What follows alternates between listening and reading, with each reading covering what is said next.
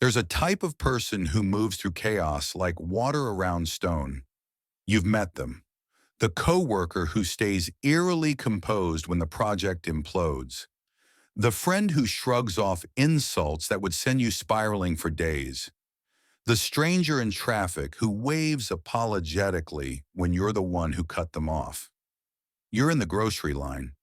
The woman ahead is arguing with the cashier about expired coupons. Your shoulders lock. Your brain whispers, "She's doing this on purpose." Then you notice the man behind you. He's humming, actually humming. While the line grinds to a halt, what's happening in their mind? Are they suppressing something dangerous? Faking it? Or have they cracked some code the rest of us are missing? Because here's what nobody tells you. The calmest people you know aren't born that way. They've built something, a framework, a philosophy that operates so quietly you'd never know it was there. And once you see it, you can't unsee it. Stick around.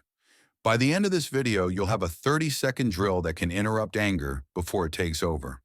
Plus, I'll reveal the one mistake that makes people think they're calm when they're actually just slowly breaking down inside. Let's start with what looks like a contradiction. Marcus Aurelius, Emperor of Rome, the most powerful man on earth, wrote in his private journals, "When you wake up in the morning, tell yourself, the people I deal with today will be meddling, ungrateful, arrogant, dishonest, jealous, and surly." Sounds bitter, right? But he wasn't venting. He was prepping. Because the people who don't get angry easily aren't optimists who believe everyone is good. There's something stranger, radically realistic about human nature, which paradoxically makes them more compassionate, not less. Think about the last time someone's behavior infuriated you. Your brain, instantly, without permission, splices a three-frame GIF. 1. They saw me. 2. They chose to hurt me. 3. They think I don't matter. 200 milliseconds. Faster than you can say ouch. Neuroscientists at UC Berkeley confirmed it. We don't observe, then interpret. We interpret first automatically and usually wrong. The unshakable people have hacked this system. They've learned to pause that 200 millisecond story. Not forever. Just long enough to ask a different question. Here's where the philosophy gets practical. In 2019, a study in Journal of Personality and Social Psychology tracked 2,000 people for 5 years. The people who experienced less anger didn't have easier lives. They developed what researchers called cognitive flexibility around attribution. Translation, they trained themselves to ask, what else could be true? Not as a feel-good mantra, as a legitimate investigation. I learned this the hard way. I was dating a coworker. For weeks, colleagues pulled me aside. I saw her with someone else. She's acting shady. The story felt airtight. I didn't ask her. I just believed it. Confronted her in a fury. Ended it without letting her speak. Turns out the someone else was her cousin helping her move. The shady behavior was planning my surprise birthday. I'd fired certainty like a loaded gun at the wrong person. 2 years later, I saw her engagement photos on Instagram. She looked genuinely happy. I felt nothing but regret. Not because I wanted her back, but because I'd chosen my story over the truth. And that choice cost me someone who actually cared. Now the driver who cuts you off. Your brain screams, "This asshole saw me and decided my time doesn't matter." But what if you could catch it? That moment between story and reaction. What else could be true? Maybe they're kids in the ER. Maybe they're a new driver, terrified. Maybe they're exhausted from double shifts. The Buddhist teacher Pema Chodron calls this embracing the uncertainty of not knowing. At Gampo Abbey, she saw that people who clung to their interpretation stayed angry for days. People who could say, "I don't know why they did that," released anger in minutes. Because anger requires certainty. Remove the certainty, and anger has nowhere to live. Comment below. What's one story you've been telling yourself about someone that might not actually be true? Let's test this together. What nobody tells you about anger, it's a negotiation with reality. This shouldn't have happened. This person shouldn't be this way. Reality doesn't negotiate. You're left holding a burning coal, waiting to throw it. The calm people have figured out acceptance is more powerful than resistance. Not approval, not passivity, just, this happened. What's my move? Psychologist Albert Ellis, founder of rational emotive behavior therapy, found that anger always contains a should, a must, an ought. He should respect me. She must keep her promises. When Ellis helped patients swap demands for preferences, I prefer respect, but I don't control others. Anger dropped 60% in 8 weeks. No meditation, just a philosophical shift. Try it right now. Think of a recent should. Say it. They should have texted me back. Now swap one word. I prefer they text me back, but I don't control their thumbs. Feel the temperature drop? That's the 60%. That's the power shift.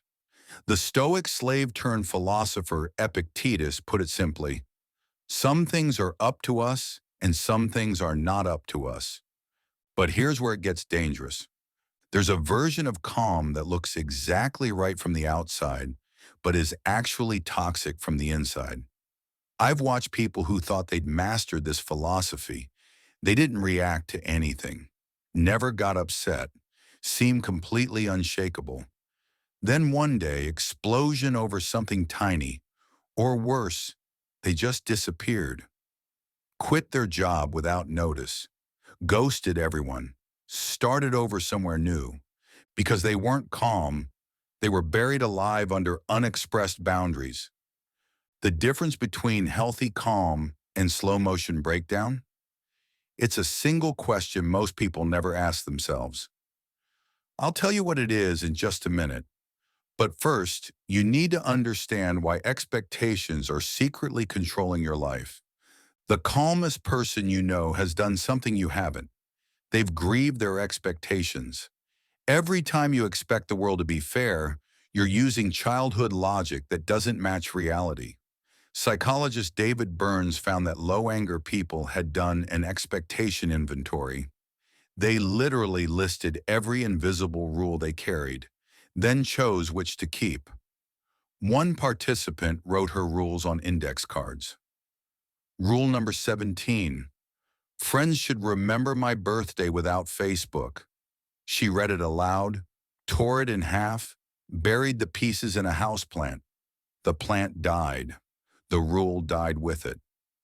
6 months later, she told me, I used to spend the entire day before my birthday anxious, checking my phone, keeping score of who remembered without a reminder. Now, I plan something I actually want to do. If people show up, amazing. If they don't, I still had a great day. This isn't cynicism, it's architecture. Once you stop fighting reality, you have energy to change reality. So what's the question that separates real calm from fake calm? Here it is. Am I letting this go because it doesn't matter, or because I'm too scared to fight for what does? Real calm people don't stop caring. They just stop wasting energy on battles that won't change anything. But they still show up for the fights that matter. The difference is choice. If you're avoiding conflict because you're exhausted, that's not calm. That's depletion. If you're choosing your battles because you've calculated the cost, that's power. Activist Grace Lee Boggs spent 75 years organizing. She confused people when she said, transform yourself to transform the world. They thought it was self-help. It was strategy. When you're angry, you're reactive. You hand the remote control of your emotions to whoever triggered you. A 2022 Harvard study analyzed thousands of negotiations. Angry negotiators got worse outcomes 73% of the time. Why? Anger signals loss of control. It tells the other person they own you. The calm aren't passive, they're strategic. Think of the Uvalde school principal who, after the 2022 tragedy, met with furious parents every night for 90 days. Never raised her voice. Just said, I can't undo what happened, but I can stand here and listen. That's not passivity. That's calm as a weapon. Or consider Daryl Davis, the black musician who's convinced over 200 KKK members to leave the Klan. Not through anger, through conversation. When asked how he stayed calm talking to people who hated him, he said, how can you hate me when you don't even know me? That's not naive. That's calculated disruption of someone else's certainty. Martha Nussbaum, in Anger and Forgiveness, argues anger is strategically useless. It burns bridges you might need later.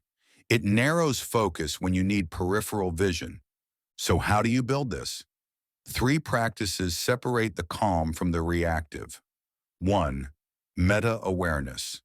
They notice the first physical signal, jaw, breath, heat, and label it. That's anger knocking. A University of Wisconsin study found 20 minutes of daily mindfulness for 8 weeks thickens the prefrontal cortex, the brain's observer seat. You don't need to become a meditation guru. You just need to practice noticing. 2. Acceptance-adjacent training, cold showers, improv comedy, anything that teaches your nervous system. Discomfort is not danger. When you've practiced staying calm in a freezing river, traffic feels different. Your nervous system learns to recalibrate what actually deserves a survival response. 3. The view from above. Regularly zoom out.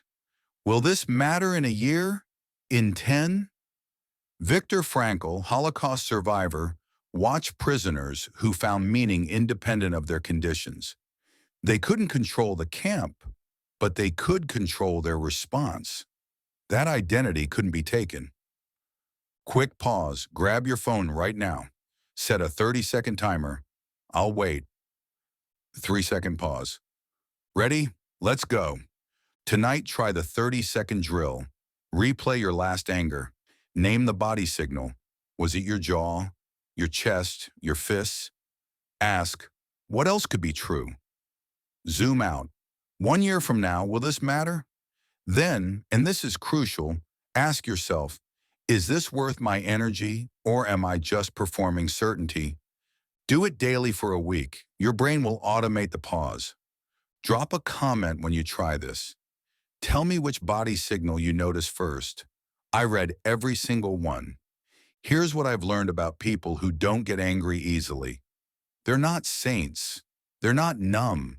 They've done the unglamorous work of examining the operating system they inherited, beliefs about fairness, control, how people should behave, and they've rewritten parts of it. They've accepted that most people are doing the best they can with the information, resources, and emotional skills they have. That acceptance doesn't lower standards. It means responding from strategy, not reaction. They hold their interpretations lightly. They embrace uncertainty. They release the demand that reality be different. And paradoxically, this makes them more effective at changing things, not less. They're not wasting energy on the fantasy of control. They're directing it toward the reality of influence. Seneca wrote, "We suffer more in imagination than in reality." The calm have stopped suffering in imagination. They've stopped rehearsing arguments with people who aren't there. They've stopped building cases for why someone should have known better. They're present, available for whatever this moment actually requires. I think about that woman from the grocery store a lot, the one arguing over expired coupons. Maybe her kid needs medicine and every dollar counts. Maybe she just lost her job.